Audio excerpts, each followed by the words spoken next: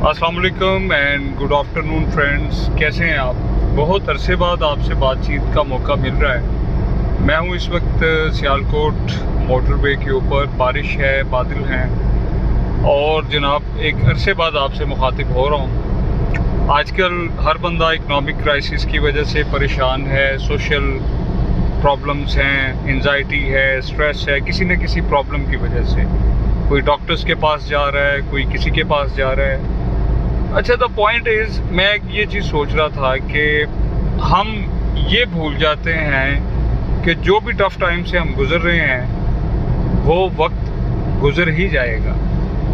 कोई भी चीज़ सदा नहीं रहती, परमानेंट नहीं रहती। तो हमें ये चीज़ जहन में रखनी चाहिए कि जिस फेज़ से भी जो हमें परेशान कर रहा है, हम गुज़र रहे हैं, तो वो गुज़र ही जाएगा।